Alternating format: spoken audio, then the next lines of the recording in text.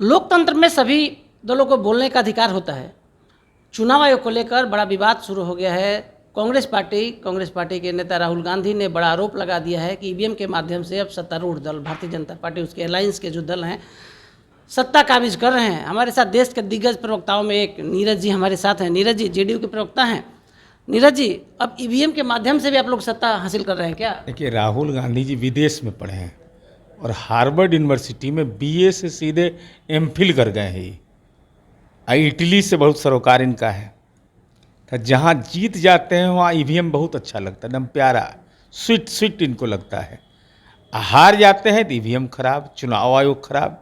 अरे संवैधानिक संस्था अस्थाई होता है मान्यवर नेताजी। दिमाग में 99 का चक्कर मत लगाइए। एमपी 99 हुआ है तो संवैधानिक संस्थाओं का अनादर मत करिए। अगर आपके पास साक्ष्य है तो आपको माननीय सर्वोच्च न्यायालय आने में कौन रोक रहा है? चीफ इलेक्शन कमिश्नर का अपॉइंटमेंट है ना, अभी सब जुडिस चल रही है बहस ना सुप्रीम कोर्ट में, तो वहाँ आपको बात रखनी चाहिए। ऐसे ही कुछ न कुछ आके बोल देना है बात। तब आप कैसे जीत गए? दूसरे राज्यों में कांग्रेस की सरकार कैसे है? इसी ईवीएम से ना है, इसी चुनाव आयोग ने चुनाव करवाया ना। मैंने ये तो अजीब स्थिति है भाई। कौन दवा लगता है इटली उटली का मंगाए हैं क्या, हम नहीं जान पाते हैं। क्योंकि हिंदुस्तान में तो हम बहुत खोजे, दवा पते नहीं चल रहा है हमको कोई स्टेट में कि कैसे संवैधानिक संस्था को कुछ मामले में सही कहा जा रहा है। अब हमको सूट किया तो अच्छा है, दूसरे को सूट नहीं किया तो खराब है। तो कोई दवा है जो ये खाते हैं, वो दवैया का नाम बता दें। हो सकता है हम लोग का भी दिल कभी बदले, दल बदलने का मन करे तो दवैया खा लेंगे। दवैया खा लेंगे तो एक से एक बात बोलेंगे हम लोग भी उन्हीं के जैसा। नीरज जी, पार्टी के जो प्रवक्ता होते हैं, विद्वान होते हैं, आप जेडीयू के मुख्य प्रवक्ता हैं, ईवीएम पे आपका क्या स्टैंड है? ईवीएम, अरे ईवीएम से भाई अब स्मरण हमको नहीं, 8 या 9 कमेटियां कांग्रेस के राज में बनी इलेक्शन रिफॉर्म के लिए। किसी का अनुशंसा इन लोगों ने लागू नहीं किया। कांग्रेस के लोग यह बोलते हैं। खैर राहुल गांधी पर हमको दया भी आता है। तो बेचारा सार्वजनिक रूप से इस बार कबूल कर लिए कि 2004 से हम सीख रहे हैं। 21 साल में तो सीखवे नहीं किए हैं पूरा बात। नहीं कहे जाति सर्वे पर हम सीख रहे, जाति गणना पर। तो हमको लगा कि अब 21 साल में जो आदमी सीखिए रहा हो, तो भगवान ने मालिक इस पार्टी का बचेंगे और कौन बचा सकता है इस पार्टी को? आपके पार्टी के जो सर्वे सर्वा है, नीतीश कुमार के गृह क्षेत्र पहुंचे थे राजगीर, बिहार को पूरा क्राइम कैपिटल घोषित कर दिया, क्या कहेंगे? इनको बगल में जाना चाहिए था। जू सफारी है वहाँ, नीतीश कुमार जी के राज में जू सफारी बना है। खुला में शेर भी दौड़ता है और आदमी भी चलता है। तो इससे बड़ा प्रमाण कानून के राज का क्या होगा? एकदम छुट्टा, शेर भी घूम रहा है और आदमी भी घूम रहा है। मैंने बिहार में कानून का राज नहीं है।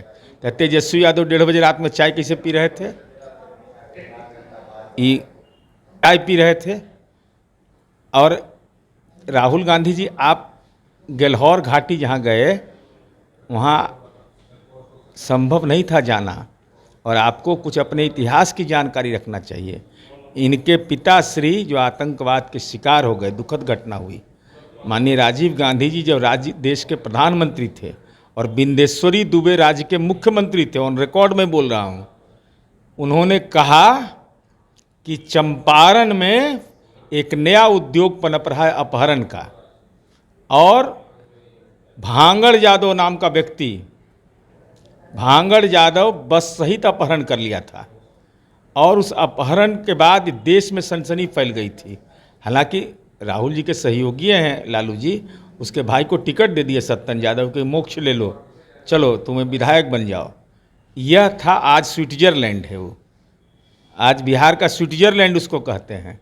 देसी विदेशी पर्यटक में राजगीर बोध गया के बाद सबसे ज़्यादा उसका है। देखे नहीं, बेचारे गए तो गया जी नहीं बोले, गया जी नहीं बोले, क्योंकि गया जी बोलने आप विष्णुपद नहीं जाना चाहिए था इनको। अरे टिकाऊ का लगाते वहाँ पर, मोक्ष मिलता राजनीति में भी। इसलिए इस ढंग का बयान बिल्कुल ही बेतुका है, कोई मतलब इसका नहीं। आरजेडी का तो उनको समर्थन हासिल है ईवीएम पर, लेकिन प्रशांत किशोर ने भी कह दिया है कि राहुल गांधी का जो बयान आ रहा है सही है, ईवीएम से वोटिंग नहीं। अरे प्रशांत किशोर को आप लोग काहे के लिए तवज्जो देते हैं? जितना मच्छर गांधी मैदान में घूमता है तो उतना आदमियों रैली में नहीं जुटता है। अकर है प्रशांति है क्या भाई? अरे बेचारा पलायन पर बोलते हैं, सब परिवार रहते हैं दिल्ली और नोएडा में, ये पलायन है, धंधा करे ले चल जाते हैं बंगाल में, पलायन है। काहे के लिए इसको नोटिस लेते हैं? ये 13 कंपनी से पैसा लिए हैं तेलंगाना का, 13 कंपनी से पैसा लिया, सेल कंपनी टाइप का ऐसे, और राजनीति का रेंट ना उनको दिए जी। उदय बाबू क्या हैं? अरे उदय बाबू के घरवा में ही रहते थे, तो रेंटवा उंटवा नहीं दिए होंगे तो बना दिए राष्ट्रीय अध्यक्ष उनको। और कब मीटिंग हुआ कि राष्ट्रीय परिषद का बैठक हो रहा है? 25